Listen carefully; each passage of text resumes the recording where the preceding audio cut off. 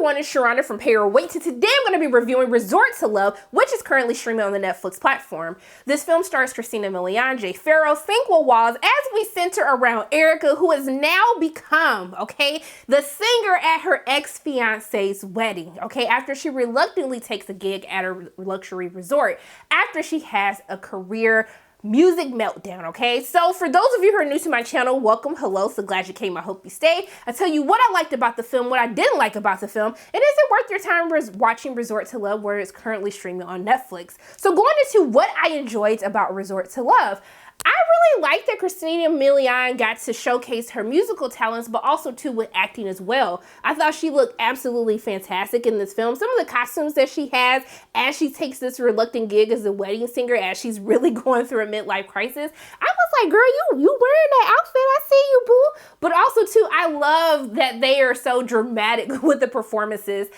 dramatic with some of these sequences that she gets into as I'm like, sis, this is not the time for you to be a wedding singer because you are really going through a lot. But I like the cheesiness that the film has to offer. I love the music that it has to offer and balance with the comedy as well. But what I also love is that it's a film that so many people can relate to, especially someone like me, where you feel as though the pressures of society to be at a certain status in your career, but also too in your romantic life at the same time. And what happens when you feel as though that you're not meeting this projection of your life at a certain age. At a certain age, I'm supposed to have this job, and I'm supposed to be driving this car, and I'm supposed to have a husband and have kids.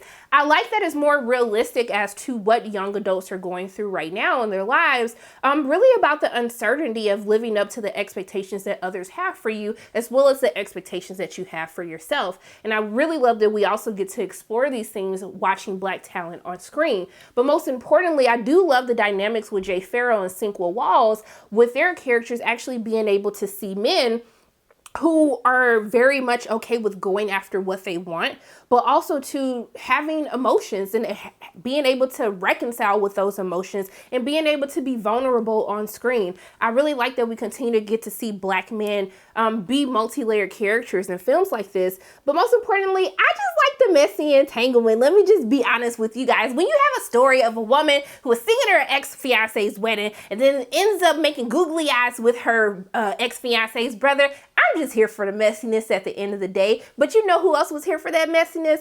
Alexander Hodge. I really liked him in this. I wish we got to spend more time with his character, but he is the messy friend that you need in situations like this. He was so petty. I was here for it every single time that he was on screen. But just the messiness of the entanglement of these brothers, this one brother thinking that he's doing the noble thing, trying to protect his brother, but I'm like, you breaking bro code. I can't condone this type of behavior, but for the sake of this movie, I'm going to go along with it. I like the chemistry that Sinqua and Christina have amongst one another. Like, you do want to root for their characters to get together.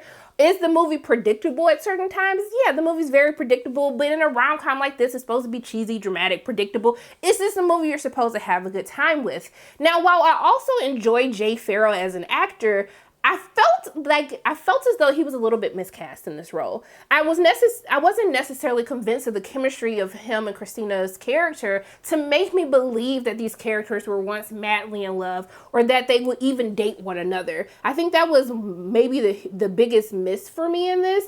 That doesn't mean that Jay Pharoah doesn't do good with what is given to him. I wasn't fully convinced on the chemistry between the two, or that these two would actually date in real life. But outside of that, I had a good time watching Resort to Love. Sometimes you just want a rom-com. You know how it's gonna end, but you're just along for the ride and you have a good time.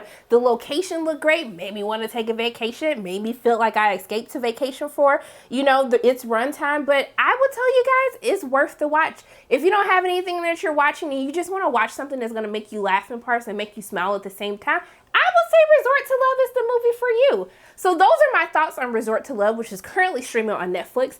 As always, my name is Sharronda from Pay or Wait, and if you like what you saw today, make sure you hit the like button, hit subscribe, share this video with your friends, and make sure you hit that notification bell. And I love you guys 3000, and until I see you again,